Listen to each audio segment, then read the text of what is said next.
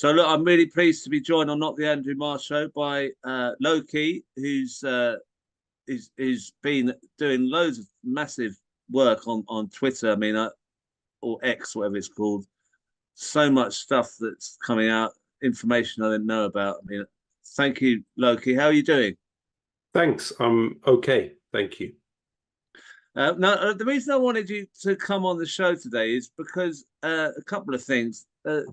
2 weeks ago, there was a demonstration in Birmingham, which was the largest, apparently, largest demonstration for Palestine in history, and which was a great success. However, it was found out later on that George Galloway and Chris Williamson were told they couldn't speak at the rally at the end. And you made a remark in your speech when you spoke, which was fantastic. We've seen the speech you made, but you made a remark about George Galloway's contribution. I mean, what do you think about the principle of George Galloway being, in a sense, no platformed in a Palestine march? What's your take on that? Well, let me start with Chris Williamson. I think a great injustice was done to him in the Labour Party, along with many others. And there's absolutely no basis for Chris, who has sacrificed a lot and really was essentially a sacrificial lamb in the Labour Party due to his proximity to Jeremy Corbyn, but also his willingness to call out what was the witch hunt led by what is essentially the genocide lobby. We don't have to call it the Israel lobby or the Zionist lobby. Now we can very clearly identify that these organizations support the genocide of the Palestinian people and the replacement of them with Israel. Now, Chris was an important scalp for them to claim. It's wrong that he is no platformed anywhere by anyone. The same goes, of course, for George. Now, I've known George Galloway for many years. I was taken by him to Gaza in 2009.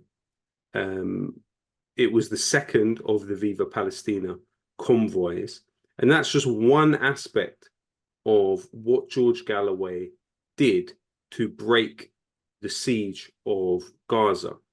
In many ways, George Galloway embodied the spirit of Palestine Action before there was Palestine Action, in his willingness to take on the full might of Israel, to look them in the eye and say, we are going to break this illegal siege. And he did that. George went to the United States, really at the zenith of its imperial power. And he looked the war dogs in the eye and he told them, there's nothing guilty about me. It's you who are the guilty ones.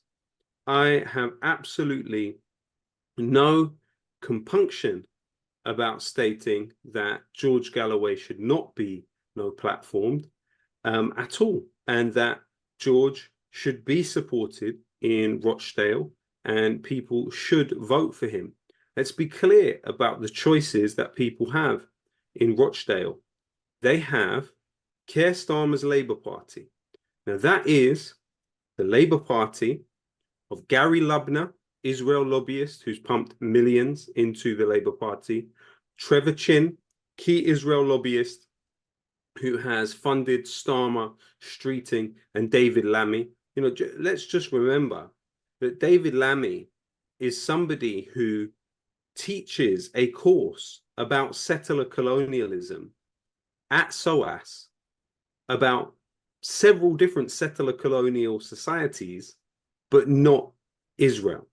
Because David Lammy is funded also by Trevor Chin and the Israel lobby. Moreover, the Keir Starmer Labour Party is the party that gives you Lisa Nandy leading the Labour Friends of Palestine. simultaneous to Lisa Nandy being funded by Trevor Chin, the key Israel lobbyist. Keir Starmer's Labour Party is not the one that takes on Israel and breaks sieges of Gaza. It's the one that says Israel has the right to cut off water, electricity, food, and other key things that people need to survive. That Israel has that right, as Starmer put it.